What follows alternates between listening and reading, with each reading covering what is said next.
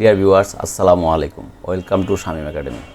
গত ভিডিওতে আমরা শিখেছিলাম কিভাবে একটি ওয়ার্কবুকে মাল্টিপল শিট, যেমন এখানে আগস্ট 2021, সেপ্টেম্বর 2021, অক্টোবর 2021, এই তিনটা শিটকে কম্বাইন করে একটা শিটে নিয়ে আসা যায়।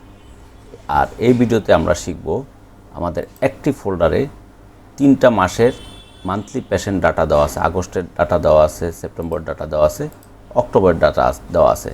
এগুলো আমরা কম্বাইন করে একটা শিটে নিয়ে আসবো। আমরা যে কোনো একটা শিট ওপেন করে, আমার এখানে একটা মাসের ডাটা ওপেন করা আছে, যেমন এখানে আগস্ট 2021-এর ডাটা ওপেন করা আছে। এবং এক্ষেত্রে আপনার কন্ডিশন হচ্ছে যে প্রত্যেকটার হেডার সেম থাকতে হবে। আমি আবারও বলছি, প্রত্যেকটার রো হেডার সেম থাকতে হবে। যদি সেম না থাকে সেক্ষেত্রে এটা হবে না। চলুন এবার আমরা আমাদের মূল কাজ শুরু করে দিচ্ছি। মূল কাজ শুরু করার আগে আমাকে প্রথমে যেটা করতে হবে সেটা হচ্ছে যে প্রথমে নতুন একটা এক্সেল শিট নিতে হবে। আমি প্রথমে নতুন একটা ব্ল্যাঙ্ক এক্সেল শিট নিব। ব্ল্যাঙ্ক এক্সেল শিট নেওয়ার পরে ডাটা ট্যাবে ক্লিক করব। ডাটাতে যে গেট ডাটা ফ্রম ফাইল, এর আগে আমরা ফ্রম এক্সেল ওয়ার্কবুকে দিয়েছিলাম, এবার আমরা চেঞ্জ করে এটা ফ্রম ফোল্ডার হবে। ফ্রম ফোল্ডারে ক্লিক করব।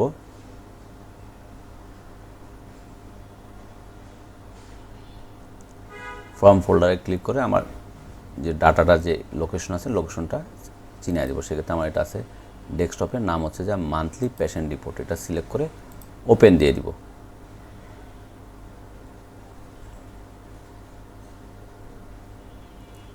এক্ষেত্রে বন্ধুরা একটু সময় লাগতে পারে। এবং তারপর হচ্ছে যে এই যে আমার এখানে দেখেন আগস্ট 2021, অক্টোবর 2021 এবং যে তিনটা মাসের ডাটা আমরা কম্বাইন করবো, তিনটা ডাটা এখানে আছে। দেন আমরা কম্বাইন্ডে যে কম্বাইন অ্যান্ড ট্রান্সফর্ম ডাটা, আরেকটা অপশন আছে কম্বাইন অ্যান্ড লোড। আমরা দিব কম্বাইন অ্যান্ড ট্রান্সফর্ম ডাটা, কারণ কম্বাইন লোড দিবে যদি আমার ডাটাটা কমপ্লিট থাকে এবং ক্লিন থাকে, সেক্ষেত্রে আমরা দেবো কম্বাইন লোড। আর যদি ডাটাটা যদি ক্লিন না থাকে এবং এটার মধ্যে যদি আমাদের ক্লিন করতে হবে এবং বিভিন্ন রকম কাজ করতে হয়, সেক্ষেত্রে আমরা কম্বাইন অ্যান্ড ট্রান্সফর্ম ডাটাতে ক্লিক করব।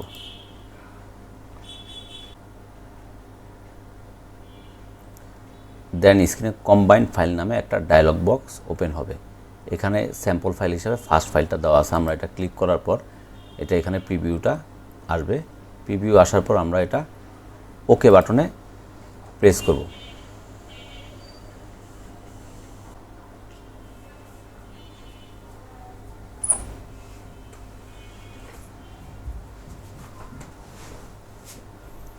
ওকে বাটনে প্রেস করার পর দেখেন এই যে মান্থলি সেলস রিপোর্ট যে ফোল্ডারটা ছিল, ওইটা একটা পাওয়ার কোয়ারি এডিটর একটা উইন্ডো ওপেন হবে।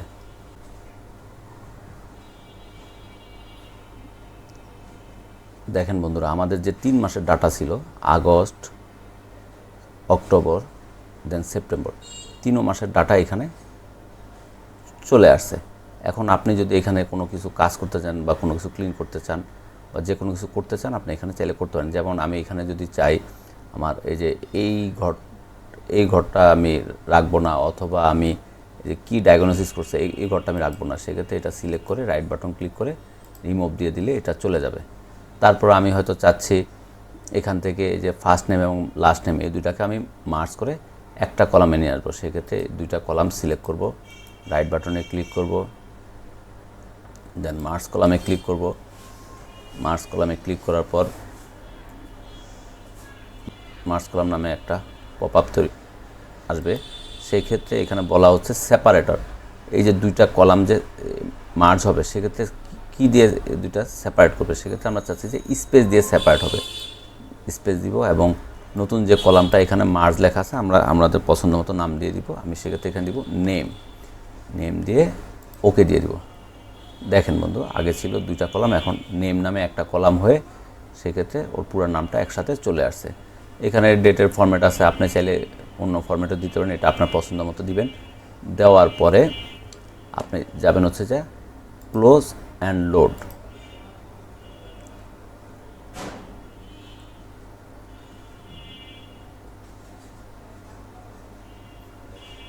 দেখেন বন্ধুরা, আপনার 3 মাসের ডাটা এখানে এখন কম্বাইন হয়ে একটা শিটে চলে আসছে এবং খুব অর্গানাইজ ওয়েতে চলে আসছে। আপনি ঠিক যেভাবে চেয়েছিলেন ঠিক সেভাবে আসছে।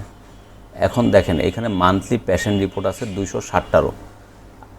এখন আপনি এরকম এখানে হয়তো আগস্ট, সেপ্টেম্বর, অক্টোবর আছে, নভেম্বর মাসে আবার আসবে, সেক্ষেত্রে কি আমি আবার পুরোটা করব, সেম প্রসেস অনুসরণ করব? না, আমি জাস্ট আমার যে নভেম্বরের যে ডাটাটা আসবে এই নভেম্বর ডাটাটা এখানে দিয়ে দিব, বা আমি এখান থেকে একটা কপি করে দিয়ে দিই।